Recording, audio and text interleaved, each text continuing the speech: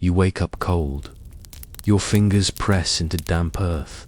Your ears catch only the faint breath of wind sweeping through an empty valley. No name, no language, only a memory of warmth that's now gone. You blink. The world blinks back. You've traveled. Farther mountains behind you are fading. The river ahead whispers promises and warnings. Somewhere in this forested land, others walk, but they are not your kind. Not exactly. And tonight, you'll see one of them for the first time. If you love drifting into the distant past like this, leave a comment sharing where you're listening from. And if you'd like to walk these ancient paths again, consider subscribing. Only if you truly want to. You wake slowly. Your breath makes small clouds in the morning air. The stone beneath your back is cold, damp with the night's dew. Ash sticks to your skin where the fire used to be. Your fingers curl into it instinctively, as if trying to take back the warmth now lost to the earth. The world around you is quiet. Still, only fog moves thick and low, clinging to the underbrush like pale wool. You can't see more than a few arm lengths ahead. Everything is blurred, smudged. The shapes of trees look like sleeping giants hunched over in thought. Somewhere in the distance, a single bird calls short, then silent again. Even the wind, when it comes, is more breath than breeze. You sit up slowly, your spine stiff, your stomach hollow. No smoke curls from your fire pit. Only dark ash remains, crumbling under your touch. Last night's embers died sometime in your sleep. You didn't notice.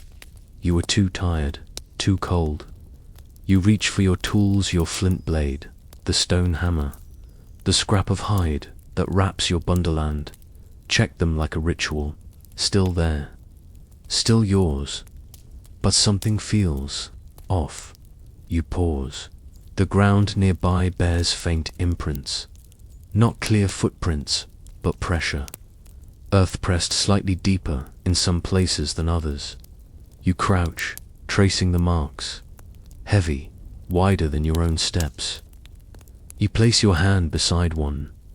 It nearly matches the width, but the stride, longer, too long, and spaced just unevenly enough to suggest movement.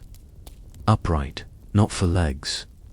To dot your ears, listen harder now, but there's only the fog, and the far-off creak of a tree limb swaying under its own weight. You move carefully through the mist, placing each step as if the ground might remember your passage too well. Every twig is a signal, every breath a risk. You pass the edge of the rocky hollow where you slept and step into the forest's waiting arms. Your eyes adjust. The trees are close here, bark mottled and wet. You brush your fingers along a trunk. It's cold, slick with moss. You sniff it, bitter, earthy. The kind that tastes like decay when you chew it to treat a sore tooth. Not useful now, but it means you're farther north than before. This moss grows only near the high rivers. You're near water. Good. Your throat is dry. You follow the slope. Boots of wrapped bark and hide slipping slightly with each step on the moist ground. The terrain curves downward. A few broken branches mark where something passed recently. A larger animal bore, maybe, or something more. Knowing, you press on, keeping your breath low, keeping your ears tuned to every small sound. Then you hear it. Not an animal's grunt, not the wind, not even the crackle of branches. It's silence but shaped like presence. A sort of pressure, like something else is holding its breath just as you are. Waiting, somewhere nearby, your steps slow. You crouch again, hand brushing away leaves. You find droppings, old, but nearby. And something else, a cracked nutshell. The edges gnawed, not crushed. Opened with care, like you would. You crouch by a thin tree and rest your back against it, lowering yourself into the cold earth. You listen. A breeze picks up, just enough to stir the fog. For a moment, it parts. You see the shape of the land ahead, a shallow gully leading toward a riverbed. And something else tracks forth, a set of prints, barefoot, wide toes. Thick arch, the heel deeper than yours would be. Not animal, not your kind either, but not so different. You follow. Down the gully, the fog begins to lift. Sunlight tries to push through the canopy, weak and pale like a wounded flame. You reach the edge of the river, kneeling. The water is clear, running smooth over round stones. You dip your hands in. It stings with cold. You drink anyway, cupping your palms, watching your reflection flicker and ripple between sips, and then you freeze. For the smallest second, you think you see a face beside yours. It vanishes as quickly as the ripples fade.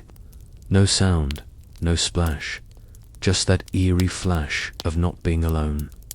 You lean forward, stare again. Nothing. Only your own reflection. You scan the opposite bank. Trees, vines, stillness. But something's different. A feeling in your chest, heavy but not fear, more like recognition, as if your blood remembered, something your mind didn't yet know. You gather yourself. You pluck a fallen reed from the water and chew it slowly, bitter sap waking your tongue. You rise. Ahead lies another trailer flattened stretch of earth, muddy and stamped with tracks. You grip your flint tighter. The air smells sharper here, like wet stone and something animal. A warning. Your stomach growls. You haven't eaten since dusk yesterday, but hunting in this fog is dangerous. You'll need to find better ground, a clearing maybe, somewhere you can set a trap or dig for roots. You scan the treetops, looking for where birds perch, where they gather. Small prey may be nearby. You step forward, feet quieter now, more cautious. Behind you, a branch creaks again, louder this time. You turn quickly, but again, nothing. Nothing except the fog curling back, as if laughing silently. The hair on your arms lifts. You sense it now, something not far. Not hostile, but watching you move onward. The world doesn't want to give you answers today. Only clues, small traces, scents, sounds. A quiet game of shadow and memory. But one thing is clear. You are not alone in this forest, and maybe you never were. The fog thins as morning rises, retreating like a shy animal. The trees open up slightly. Light filters through, dim but steady. You feel it first on your skin, warm in patches along your shoulders, where your hide covering slips loose. The sensation is comforting, like an old hand placed softly on your back. Your stomach reminds you again. You need food. You move carefully through undergrowth, damp with dew. Your feet silent against the forest floor. The leather strips around. Your ankles are soaked now.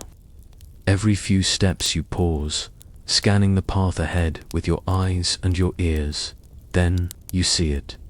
A rib, bleached and curved, like a question left in the dirt. You crouch, fingers brushing it lightly. The bone is clean, picked bare, but not by time. The edges are scrape tool marks, and nearby another, then a femur, then a spine. You step back slowly, your senses sharpening. This isn't an old kill. No moss yet, no rot. The bones were stripped recently, scattered in a rough circle, and the ground nearby, disturbed. Claw marks in the bark of a tree, deep, parallel. A predator. You glance around. No fur, no feathers, no teeth left behind. Whatever did this was efficient. But something feels strange. The kill site is too clean, as if it wasn't just for eating, but for something else. You circle slowly. A cracked stone nearby used to break bone for marrow. You've done the same, but this one isn't yours. It's larger, sharpened on both ends, not shaped like your tools, and beside it impressions in the mud, toes. 5 of them, like yours. But why do you place your foot next to one of the prints? The heel digs deeper than yours would. The stride is longer too. The toes splay in a different pattern, less arched, more spread out, like someone used to gripping uneven rock. This isn't the first time you've seen something like this. Not long ago, in the Red Valley, 2 suns behind, there was a broken track beside the river. You dismissed it then. Blamed the board now. You're not so sure. You rise slowly, heart steady but alert. Following the trail, you notice it leads toward the sound of water again. Not the quiet stream from earlier. This is louder, rushing, a real river. You pick up your pace slightly, moving with more purpose now, brushing branches out of your way as the smell of wet stone grows stronger. The path is soft with leaf litter, muffling your steps as you near the riverbank. You drop low behind a bush and peek through. The scene is peaceful. Water tumbles over smooth rocks, clear and fast. On the far bank, a bird lands and pecks at the ground. Small fish flick through the shallows. The air is cool and moist here. You inhale deeply. It smells of fresh water and moss, with a faint undertone of decayed leaves, animal breath, mud, and then, just across the water you see it, another set of bones, but these are arranged differently, not scattered, stacked. You narrow your eyes. 2 long leg bones lean against each other in a careful triangle. Around them, broken branches, ferns, and bark curls are placed in a circular pattern. You've seen this before, burial, but not by your people. Yours burn the dead, or leave them high on cliffs for the sky things. This is different. You remain crouched, still as stone. Minutes pass. Then, movement. A flash of hair reddish brown, thick like animal pelt. A figure steps briefly into view on the far bank. They move slowly, upright, broad shoulders, powerful limbs. Their back is turned. You can't see the face, but their presence makes your breath still. They kneel beside the bones. Place something between the stacked limbs. A flower, red, crushed slightly in the middle. Carefully laid, you blink, unsure if what you're seeing is real. But the figure stays long enough to convince you. They rise again, turn to leave, and for one heartbeat you lock eyes. The face is wide, with strong brows and dark eyes. The skin is earth-colored, dusted with ash or dirt. The mouth is tight, the nose broad. Their gaze is intense, but not hostile, more curious. Then, just as suddenly they're gone, vanished behind the trees like mist. You remain still, frozen. The river continues its song, unchanged. Only when your legs begin to ache from crouching do you rise again. You approach the river carefully, gaze fixed on the bones. You do not cross. You don't want to disturb what was left behind. Instead, you kneel and drink again, your reflection broken by ripples and falling leaves. This time, you expect to see a second face beside your own, but the water is empty now. Still, something inside you stirs. A question you cannot yet shape into words. You stand and wipe your mouth. Your hunger is forgotten. Your fire, your traps, they seem far away now, because someone else is here. Not an animal, not quite your kind, but human. In their own way you begin walking upstream, away from the bones, towards something you don't understand yet. You walk with the river beside you, its sound a steady companion. The sky above is clearer now, pale blue, streaked with thin clouds. The air carries a bite, but also the scent of flowing water and distant trees warming in the sun. You pause too. Breathe it in, cool, clean, sharp like cracked stone. It fills your chest, steadies your step. Ahead, the bank flattens. Pebbles scatter beneath your feet, and your toes press into wet silt. This spot is good. Sheltered by a fallen tree, open to the sky, close enough to the river for drinking and watching. You kneel and slip, your hands into the water. It is ice cold, but within moments you feel life-deiny movements brushing past your skin, minnows, slender, darting things that glint silver beneath the surface. You still your breath. You widen your fingers, feel the current, wait. Then you strike. Your hand sweeps sideways water splashes. Fish scatter around in your palm. Nothing. You try again and again. The chill creeps into your arms, stiffens your joints. But your focus is calm, patient.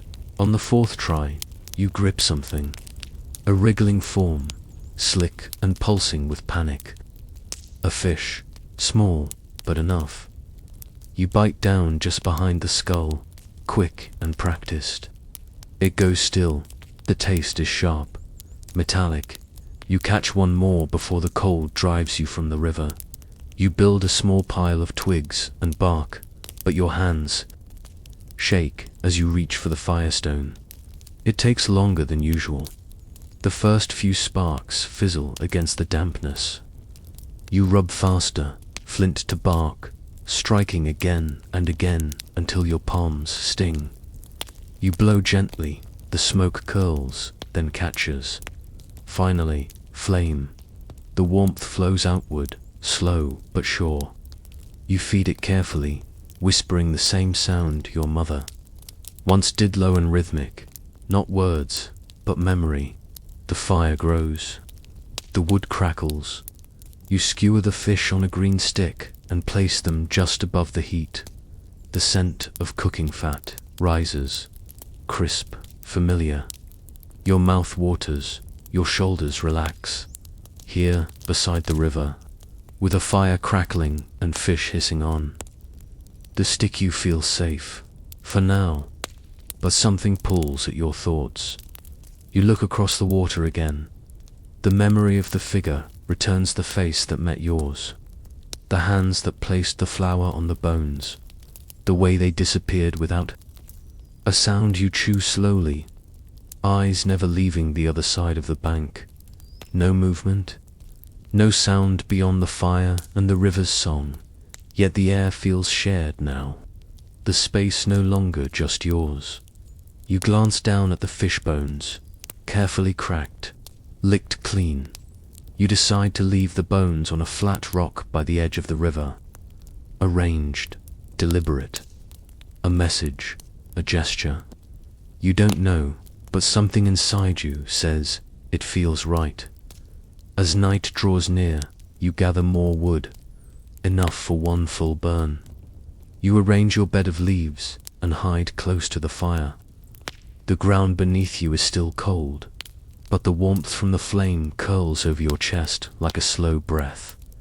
You hear the night animals awaken, a bird with a broken rhythm, a distant howl far off, and once, a rustle, not wind, not beast. You freeze. You turn your head slowly, eyes scanning the dark edges beyond the firight. Nothing, but you sense it again. Not danger, not threat. Presence. You add another stick to the fire, watching the flames grow brighter, taller, for just a moment. You whisper a soft sound, not a word, but something close. A murmur of acknowledgement, not quite a greeting, not quite a call. Then you lie down, you place your hand flat on the earth, feel the pulse of the ground. You close your eyes to the rhythm of flame, water, and the breath of someone unseen. You dream of white faces, of flowers laid on bones, of fish shared. Without speaking, you do not wake in fear, only curiosity. You wake before the sun. The fire is low, just a cradle of glowing coals, breathing faintly in the morning dark. The sky above is a deep slate blue, softening toward light. Mist rolls gently across the ground, not heavy like before, but thinner now, like a curtain being pulled aside. Your eyes adjust, your ears listen, stillness, then a sound, a twig snaps, sharp, clean. You don't move, you lie still, breathing through your nose, listening harder. Another sound, this time softer shuffle of feet on damp leaves, a brush of bark. Your hand moves slowly to your side. You grip your flint blade, fingertips light on the handle. Silence again. You sit up, slowly, careful not to startle the fire or yourself. You scan the trees. Nothing moves. And yet you know something is out there. You rise and move toward the forest's edge. Eyes narrowed, steps slow and light. You weave between trunks, keeping your body low. The scent of the earth is strong here. Mushrooms, wet bark, the faint musk of animal. You stop near a tree with a hollow base, and there, beside it, a small object rests on a stone, not dropped, not random, placed. You crouch.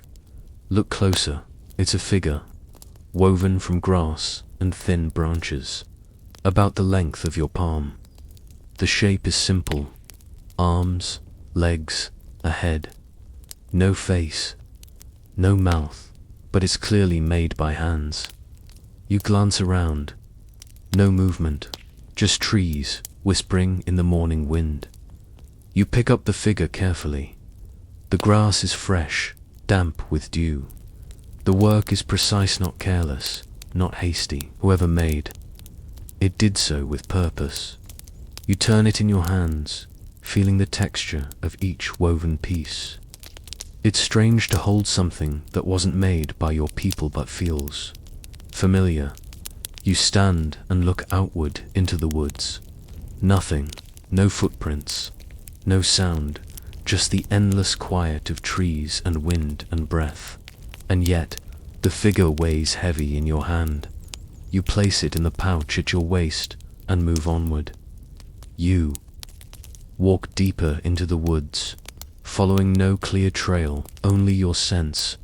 Your feet move automatically, quiet, practiced.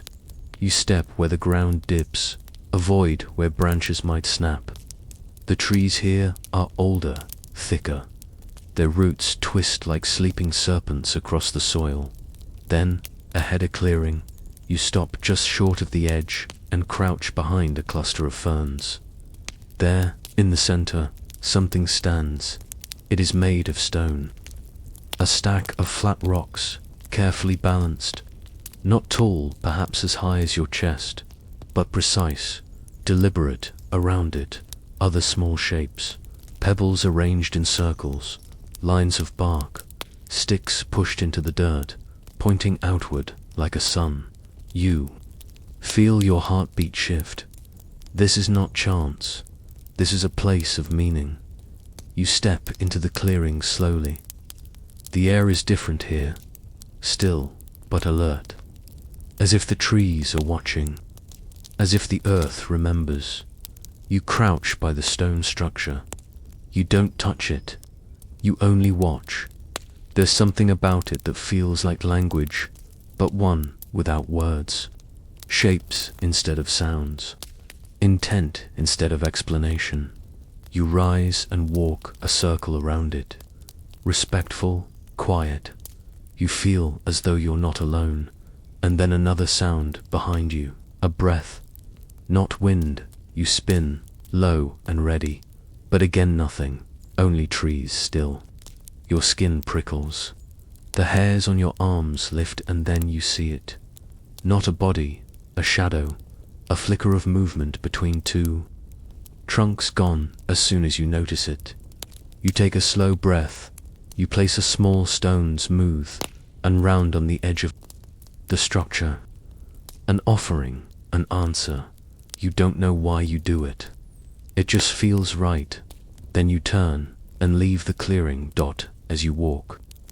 You hear it again, that sound, low, like humming, not close, not loud, but there, somewhere in the trees. It follows for a while, or maybe leads. You're not sure which, but you don't feel afraid.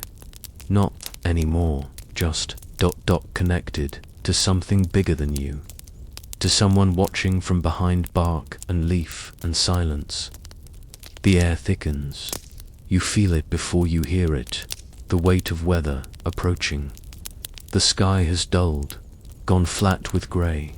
No bird calls, no insect hums. Even the trees seem to lean inward, bracing. Something is coming. You press forward, climbing. Gently now. The land begins to rise beneath your feet, soft slope, then rock. Your calves burn slightly, and your breath clouds in front of you. Even in daylight, you're searching for shelter. The firewood, strapped to your side, is damp, but usable. Your bundle of tools, safe. The grass figure still rests in your pouch. You check it again, without thinking. Its presence is grounding. The ridge ahead is uneven, made of dark stone. You run your fingers along its surface as you pass. Smooth in places, cracked in others. You pause at a crevice wide enough for your shoulders. Not deep, but shaded. You crawl in and wait. The first raindrops arrive like whispers, soft, scattered, then, quickly, louder. Rain slaps leaves, trickles down branches. A cold gust of wind cuts sideways through the trees. Thunder growls, not close yet, but restless. You curl tighter into the hollow, knees against your chest.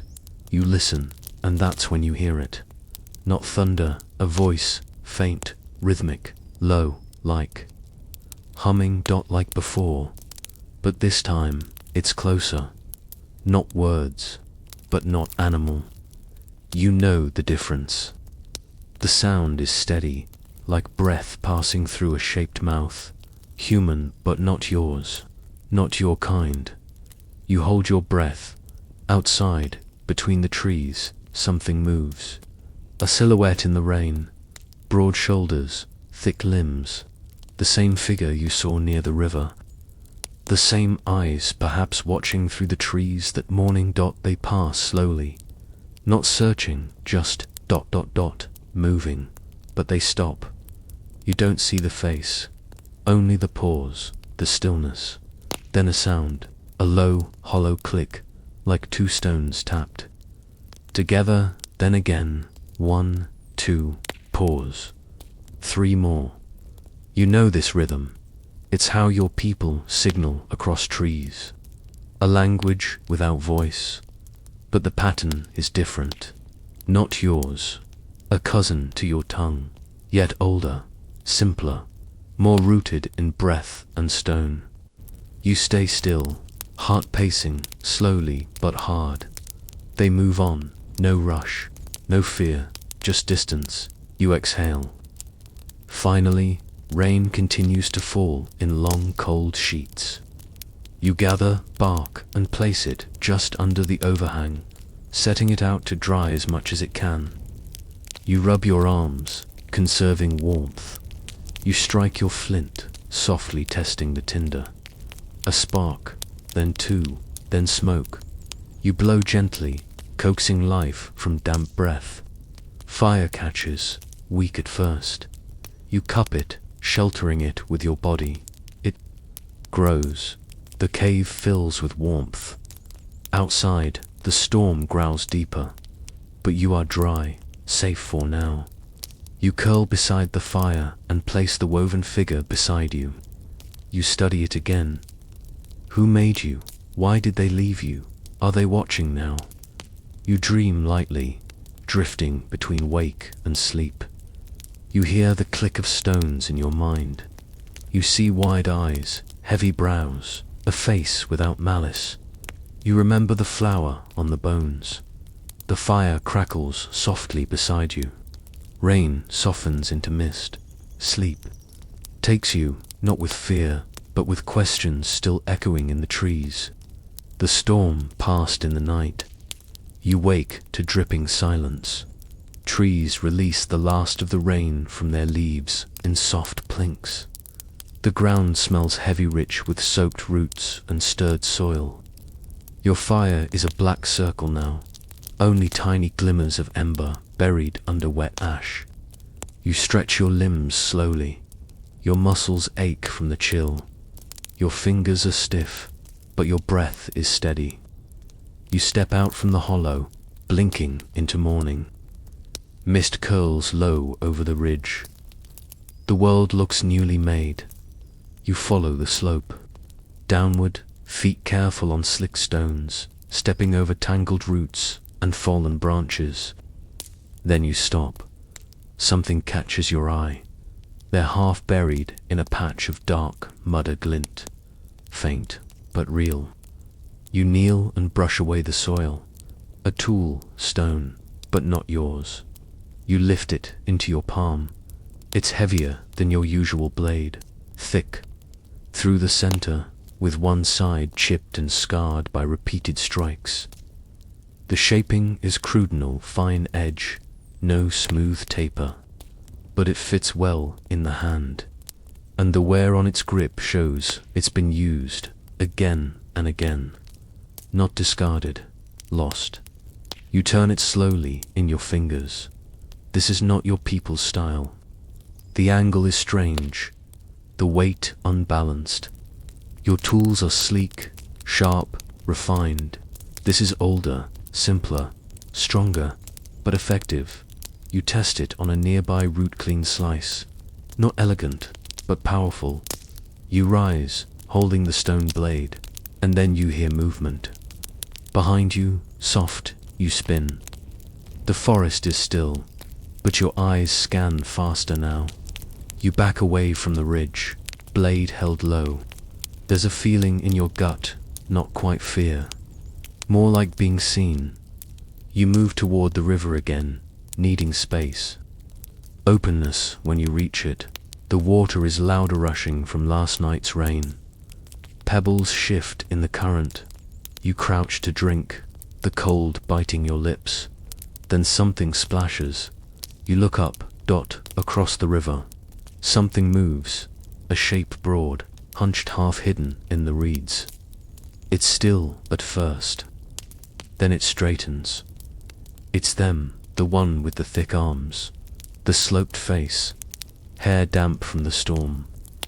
They don't run, and neither do you. You both stand, eyes locked across the water. The moment stretches. Then they lift something. Their hand opens. Your breath catches. It's the stone blade, the one you found, but you still hold yours. You glance down. The blade in your hand is not theirs. It's yours now. What they hold is different, sharper, cleaner. They kneel and place the tool on a flat rock beside the river's edge. Then they vanish, not with fear, just quietness, gone between trees. You wait.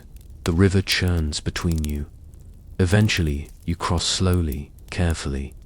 Cold water up to your thighs, stones shifting beneath your feet. You reach the other side. The blade they left rests untouched. It is newer, sharper, more like your kind would make you crouch. Touch it, your fingers brush the surface. It's not just a tool, it's an answer. You look up, but they're truly gone. No sound, only forest. Only silence. You hold both blades in your hands now, old and new, yours and not yours. You carry them both, not as weapons, as words. You feel a change inside. You small, but real. You're not sure what the stranger meant, but you feel it anyway. They gave you something, and took nothing.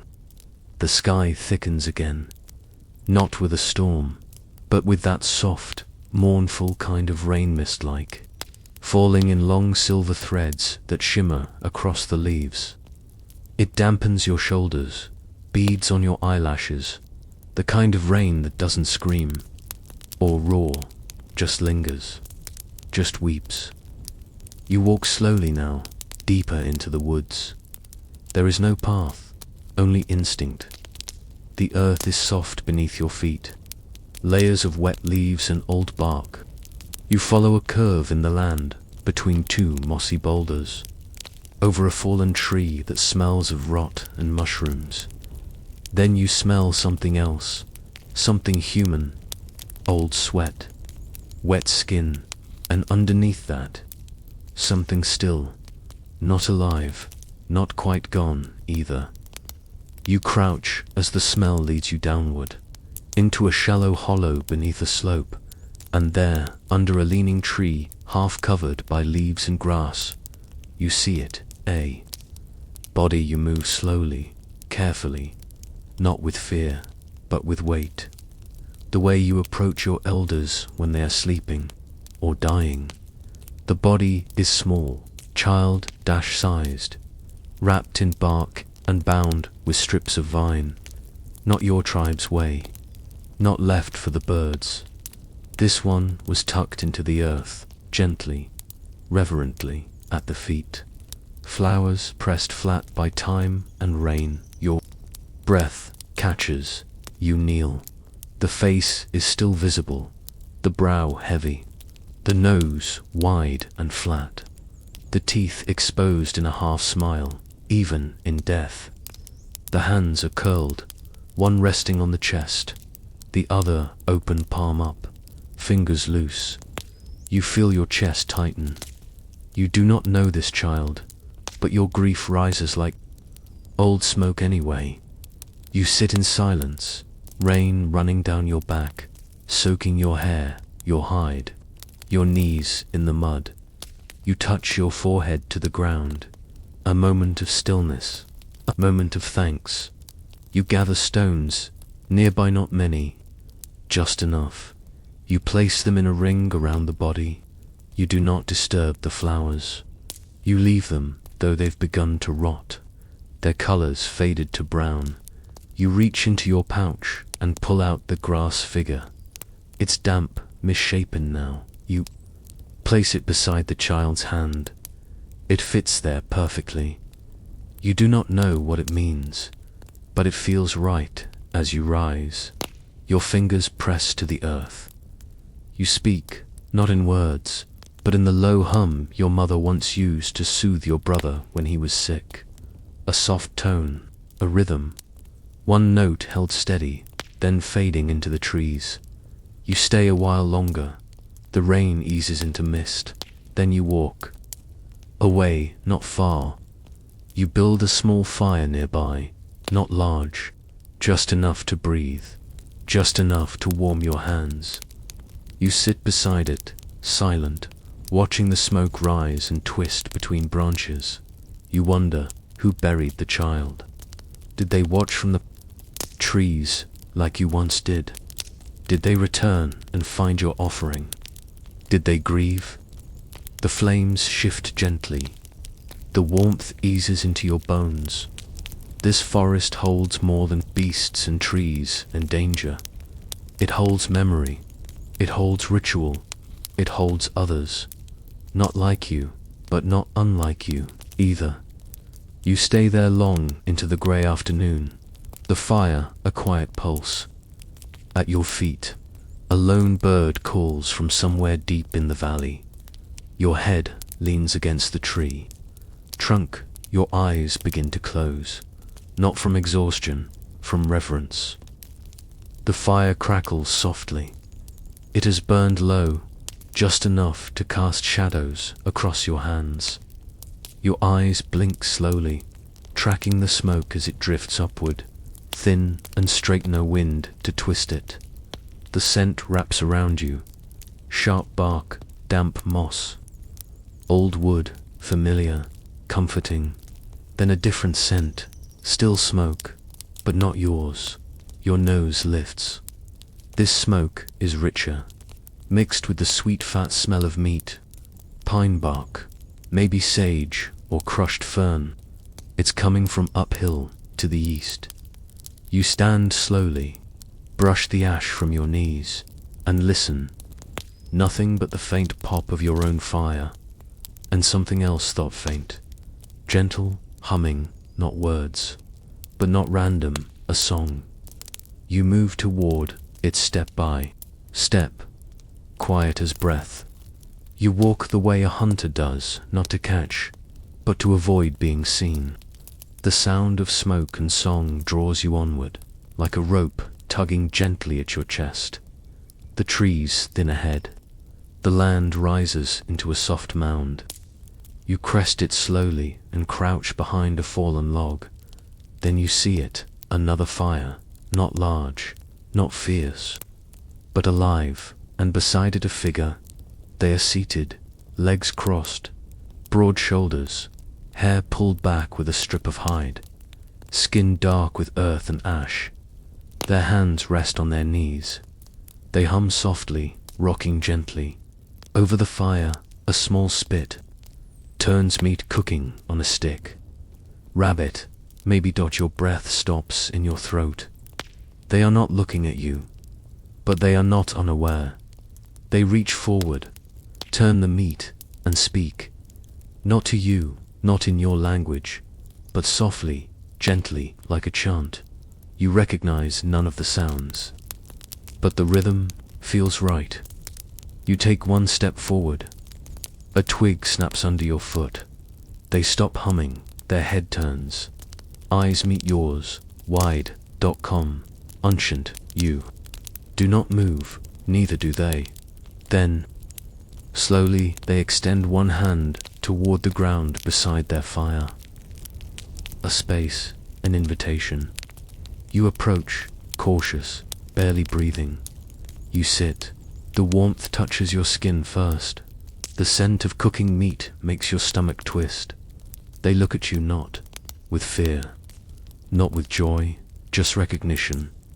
Like looking at something familiar that has changed shape. You both sit in silence. You notice the details. Now scars across the hand, the cracked nails, the teeth worn down to thick edges. Not young, but strong. The meat finishes cooking. They break the stick in two and offer half to you. You take it. Your hands brush, warm, rough, human.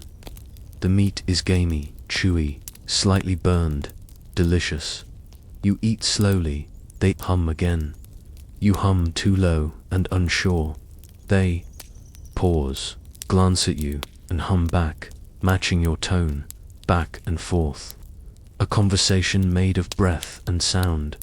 No words, no need.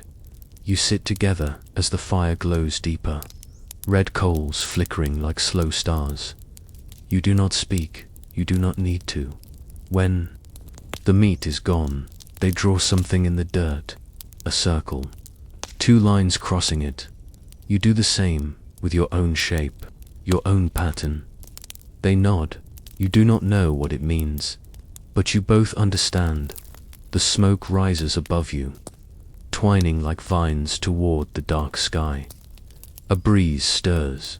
You feel it on your neck. Cool but gentle. The stranger reaches into a pouch and pulls out a carved piece of bone. They hand it to you. You hold it, feeling the ridges, the careful scraping. A needle, shaped by hand. You offer a small shell from your pouch in return, smooth, white, warm from your skin. You place it in their hand. They smile, a slight thing, a flicker, but real, for the first time. The night does not feel so large. You sit until the fire begins to die. Then they stand. You stand too. They point to the forest, then to their chest, then they point to you and smile again, then walk away. Slowly you do not follow. You stay by the fire, alone, again, but not the same. The taste of smoke lingers on your tongue. Not your fire, not your food, but shared and remembered. The forest is quieter tonight, not empty, just softer, as if the trees are watching with slower breath. You walk beneath them like a shadow, steps measured, ears tuned to every leaf twitch, every hush of wind in your hand. The bone needle the stranger gave you. You turn it between your fingers, feeling the grooves, the careful shaping. It's more delicate than anything you've made. Not for hunting, not for war, for stitching, for mending. It makes you think of hands at work, of someone kneeling, fixing a tear in hide or threading sinew through a fur collar. You wonder who carved it. Was it the one who shared your fire last night, or someone they loved? The thought settles gently in your chest, like warmth after a long cold. You return to the clearing, the place where your fire once was. Now, only stones remain blackened, with soot ringed with ash. You sit beside them and begin again, a small fire. Careful and slow, you strike flint, coax dry bark to curl into flame. Blow gently until the first tendril of smoke rises. It doesn't take long as the fire crackles. You place the bone needle on a flat rock beside you. A gesture, not a gift, not a trade, just a reminder. I remember. You wait. Time passes like mist. Then a sound, the hush of movement in grass. You look up, and there they are. The same one, the stranger with the thick hair and steady eyes. They emerge from the trees, quiet as dusk, and stop a few paces from the fire. You meet their gaze. Neither of you speaks. Slowly, they lower themselves into a squat, then sit. You both face the fire. Two bodies, two silences, one flame. After a while, you open your palm, a stone, your kind's blade. You place it on the ground between you. They reach into their pouch and do the same. Another stone, their kind's tool, different shape, different balance. You both lean forward, pick up the other's blade. You weigh it, study it. No words are exchanged, but there is communication, not of language, of respect. You try using theirs, cutting bark, slicing through root. It's strong, not elegant, but precise. They do the same with yours, carving a notch into a stick. Their brows raise slightly. Approval. The fire snaps, sending a wisp of ash upward. It lands on your knee. You brush it off. They laugh. A low sound, short and breathy. You smile. You can't remember the last time you did that. You eat together. Dried meat and crushed berries from your pouch, shared without ceremony. Hands pass food without hesitation. There is no hunger in the gesture, only habit. Ritual. You show them a weaving trick how. Two loop fibers with two fingers.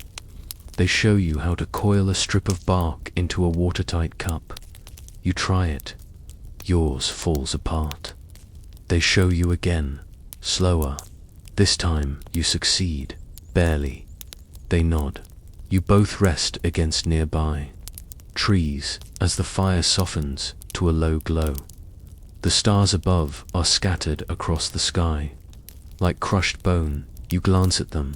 Their eyes are closed, but they are not asleep. You wonder, did their people leave them behind? Are they alone, or are you both choosing this, meeting here, in this middle space, between tribes, between histories? You close your eyes. The fire murmurs. Two stones rest between you. Not tools now, but symbols.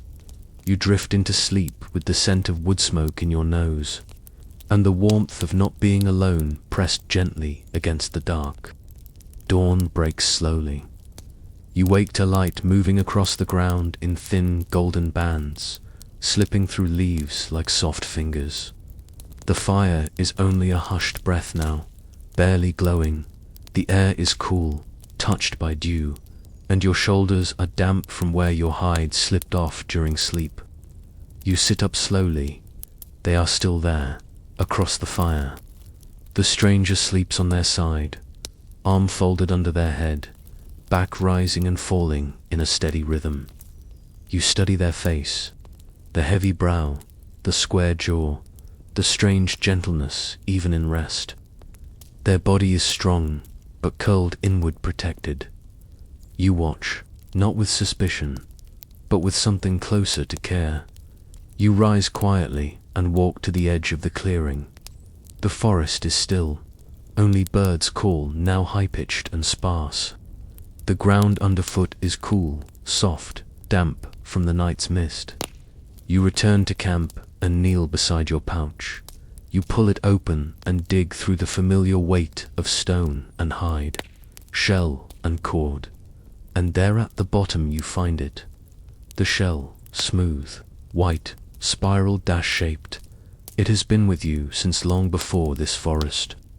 Before the mountains. Before the valley where you last saw your people. You don't even remember where it came from anymore. It has always been with you. You polish it gently on your thigh. Then you look across the fire. They're awake now, watching. Quiet, you reach out. Place the shell on a flat stone between you. You don't say anything. You just place it there and wait. They sit up fully, stretching slowly, as if your offering is part of the morning light. They look at the shell. They touch it. Their fingers turn it over once, twice. Then they reach into their own pouch. They pull out something small, and wrapped in a twist of dried grass, they untie it. Instead, bone needle. No, not the same one. This one is longer, carved, got etched with small marks along the spine like tiny waves, or perhaps claws or mountains. They place it next to your shell, and then push it gently toward you. A trade. You stare at it. The needle is beautiful, not just useful, intentional, made to be seen, maybe even to be passed on. You nod, and they nod back. You reach across and pick it up. The shell stays between you, on their side of the stone. The wind stirs the trees, just enough to make them whisper. You both eat in silence. A few dried roots, the last of the berries. You share water, poured carefully from a barked cup. Later they rise, brush dirt from their legs, and without speaking, begin to walk. Not away, just around the clearing, tracing a soft path. You follow, curious. They stop at a tree and kneel, begin to dig. Not deep, just enough. You watch, unsure. Then they lift a bundle. From under their hide a small pouch of something wrapped in fur. Gently, they set it in the hollow and cover it again. Their face is still, but their breath shakes just a little. You don't ask, you kneel beside them. You place your palm flat on the disturbed earth, and together, in silence, you press it down. Not to hide it, to honor it. You walk back to the fire, the trade complete. The day grows warmer, but something lingers in your chest. The feeling of having given something more than a shell, and having received more than bone. You sit in the shade again, the traded needle resting in your palm. Your thumb traces its grooves, and you wonder how long ago did their people begin making marks like this? How long ago did yours forget how? And if the fire between you tonight burns just a little brighter, Will the smoke carry both your stories into the same sky? You feel them before you see them. The tremble in the earth. A pulse, slow but rising steady thuds carried through stone and soil. Your hands rest on the ground and it hums beneath your palms. You look up. The forest ahead is restless. Branches sway slightly even without wind. Birds lift from trees in waves, calling out in broken bursts. They're coming. The herd, you and the stranger, stand side by side. Neither of you speak. You both listen, then move. Through undergrowth, past the old fire pit, down the slope where the trees begin to open. You reach a high ridge and crouch behind a boulder. Below you, the valley spills open in soft gold, and there they are, dozens maybe more, broad-backed creatures with shaggy fur, wide horns, breath steaming in the cool air. Step after heavy step, they cross the plain, slow, powerful, mammals bigger than trees. Their hooves break branches without noticing. They are ancient. You and your companion share a look, a flicker of agreement. You know the steps. You've done this before, though never with them. You both begin the silent ritual of preparation. You remove your hide wrappings, tighten the leather around your thighs, check the sharpness of your flint blade. You watch them string their spear with sinew, test the balance of a stone weight tied to the end. Then, eye contact. You gesture toward the outer edge of the herd. They nod, 2 directions. One goal. You part ways, circling through brush, becoming shadow. You breathe with the earth now. Quiet, intentional. Your feet avoid dry leaves. Your steps move with rhythm.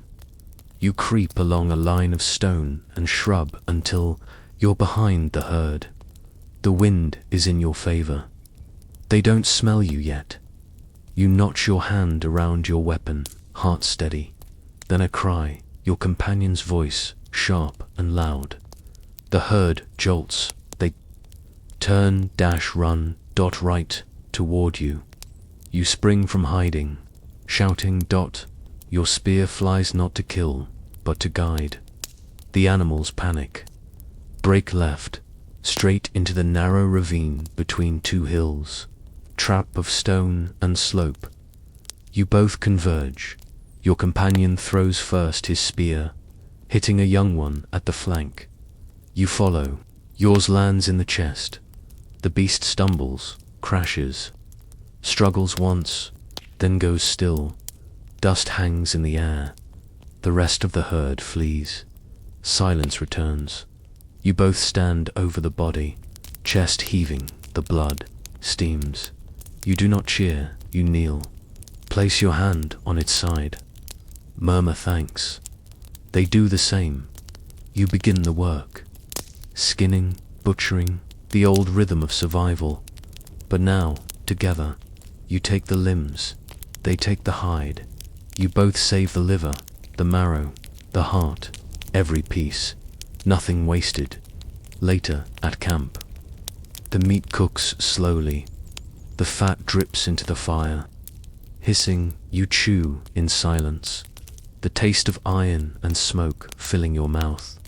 They sit across from you, chewing the same rhythm. You catch their eye, a small nod. It means, we survived. You smile. Just slightly it means, together. When the stars rise, you lie on opposite sides of the fire. 2 shapes in the dark, you hear them. Hum agenjus under their breath. You join 2 voices, different tones, same fire, same sky, same food in your belly. You fall asleep to the sound of wind brushing the trees, and your own breathing no longer alone. The morning is too quiet. You wake with the feeling, first not sound, not light, a pressure, a stillness that sits wrong on your chest. The fire has gone out. Your companion is gone. but their tools remain beside a stone. You rise, alert, and then you hear it, voices human, but not theirs. Yours, your people. You crouch low, heart thudding. The sounds drift through the trees' footsteps. The dry crack of brush, the faint laugh of someone trying to whisper but failing. More than 2, maybe 4, maybe 6. You move quickly, staying low, following the path where the wind carries their scent. You know them, your kin, their sweat, their rhythm. You haven't seen your kind in many nights, since before the first fire, before the first stone trade. Your throat tightens. You come upon them near a creek, 3 males and 2 females. Lean, sharpened, bones visible beneath the skin. Scarred feet, worn tools. They see you. Where did you go? One asks. The voice is too loud for the forest. We thought you were dead. You shake your head. You want to speak, but words feel heavy. Found meat, another asks, noticing the blood on your arms. Where? You hesitate, and behind you a shape in the trees. Your companion, watching, not hiding, but waiting. You see them, and your group sees your eyes shift. What is it? One of them stands, picks up a spear. Something out there. No, you say it's someone. They follow your line of sight. The figure steps forward, slow, careful, and the spears come up. All at once, a wall of muscle tenses beside you. A heartbeat away from panic. No, you whisper. They helped. We hunted together. But the group doesn't hear you. Not really, they shout.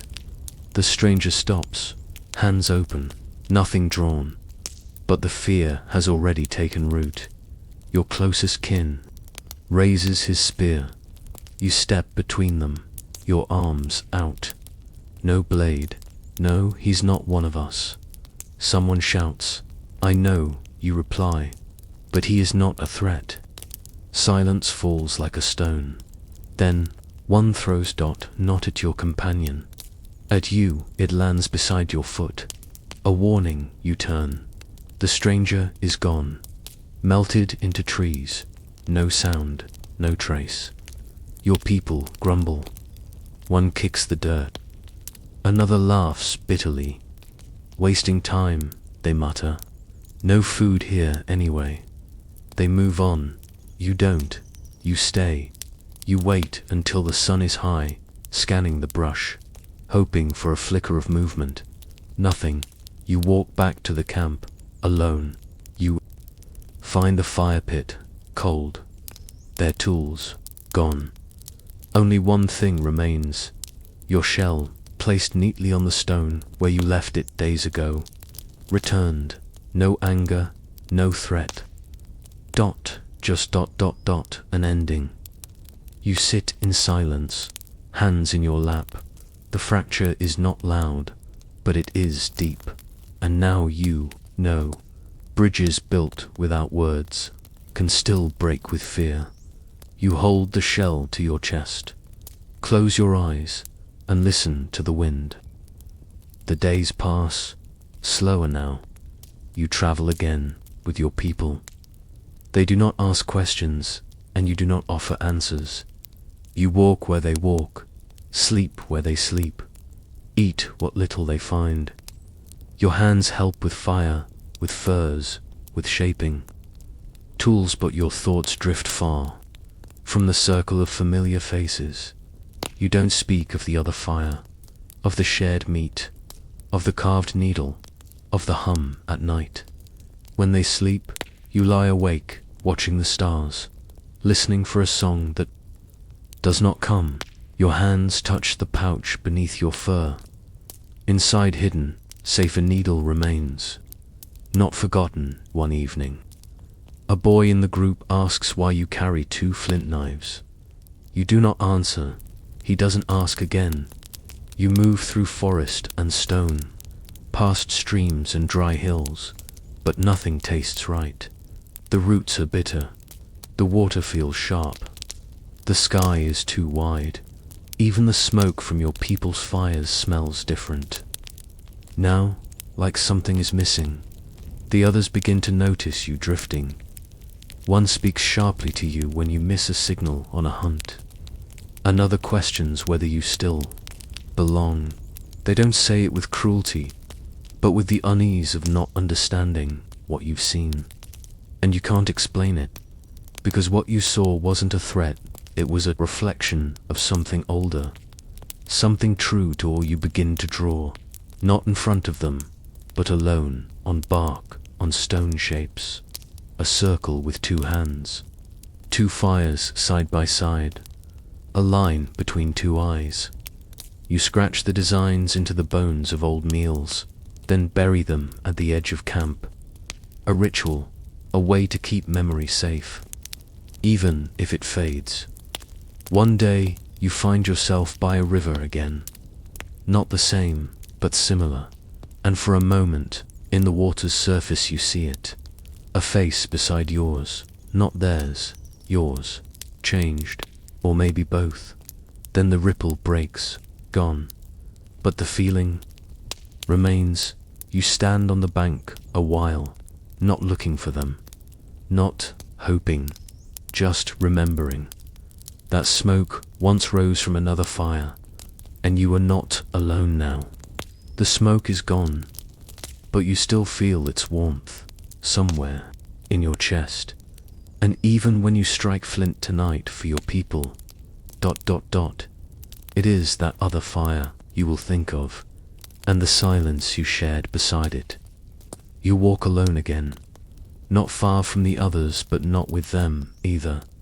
They've accepted your silence now, stopped asking questions, let you drift like mist around the edges of camp.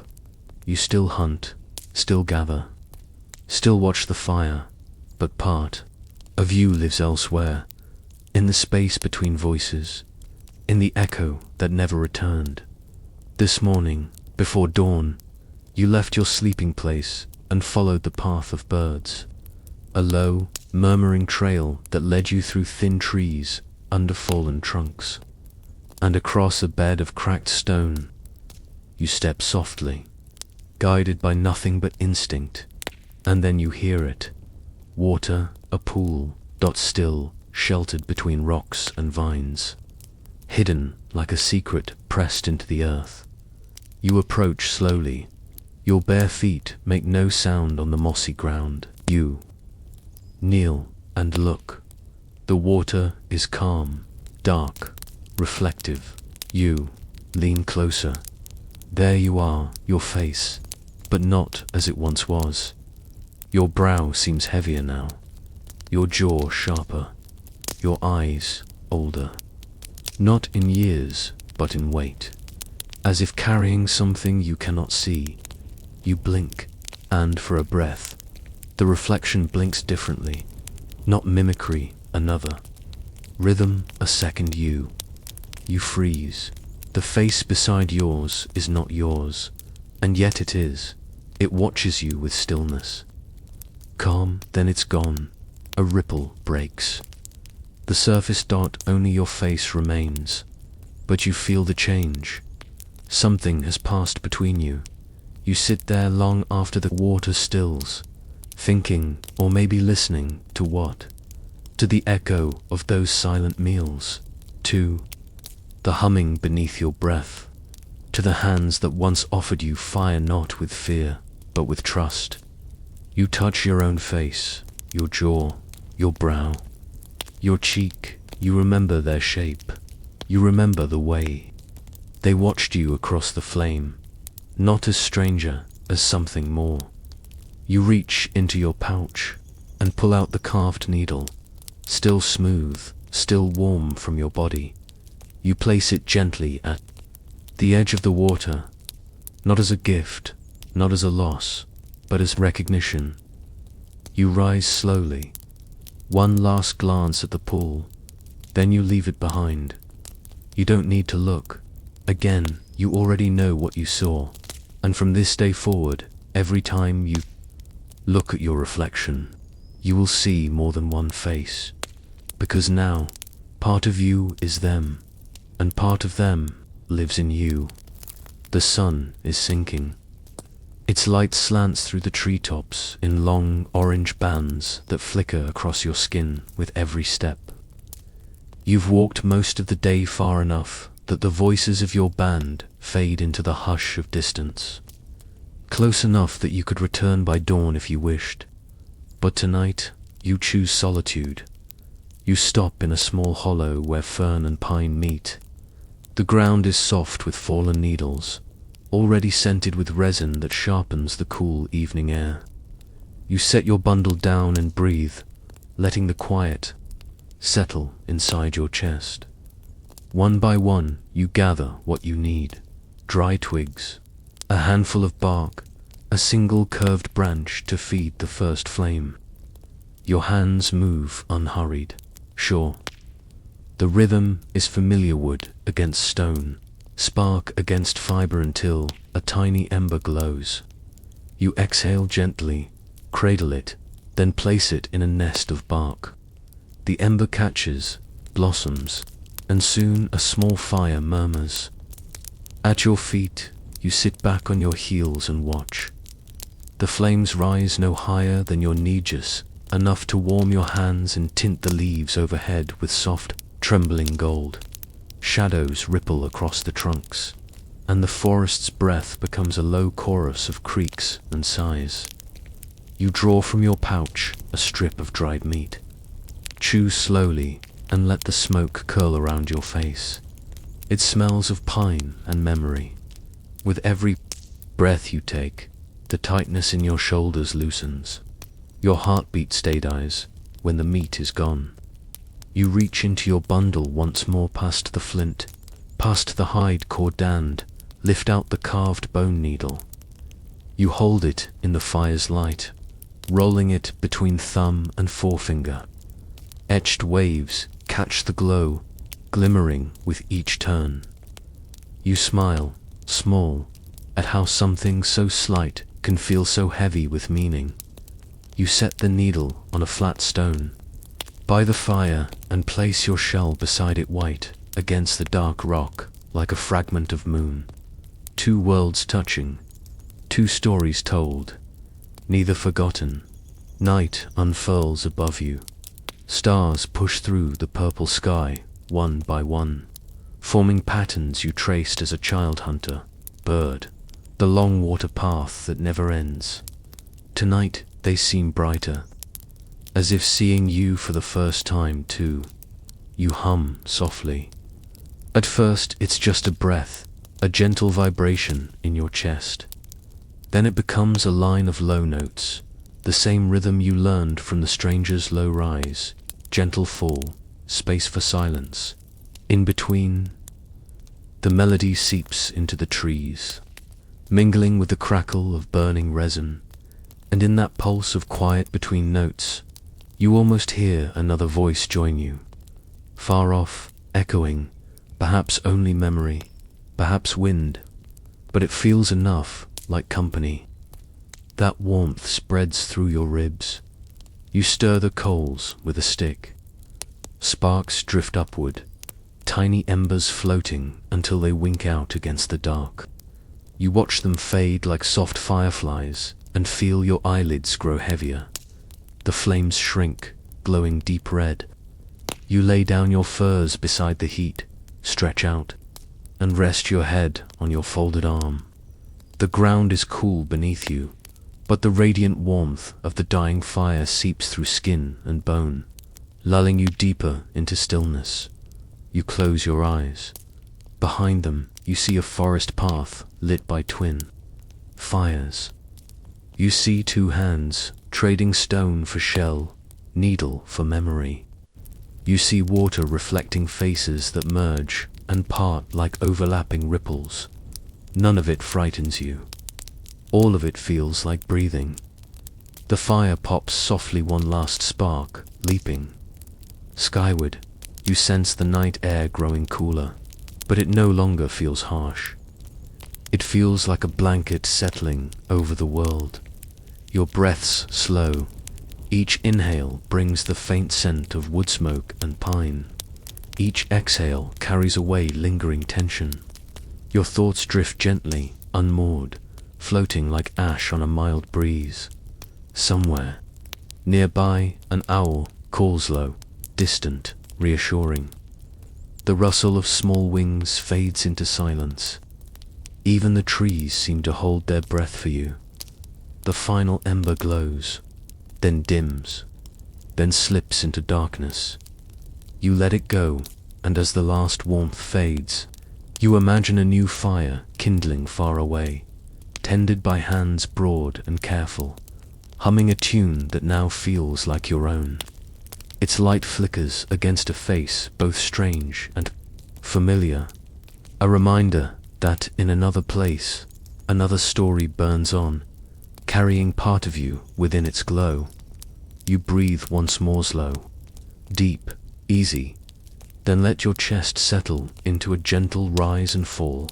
The night covers you, the earth steadies. You drift, softly, into sleep. Let the last glimmer of the campfire fade behind your closed eyes. Feel the cool earth cradle your body, the rhythm of ancient forests matching the rhythm of your breath. Tomorrow will come with new paths and new fires, but for now, rest. Dream easy beneath these timeless stars. Good night.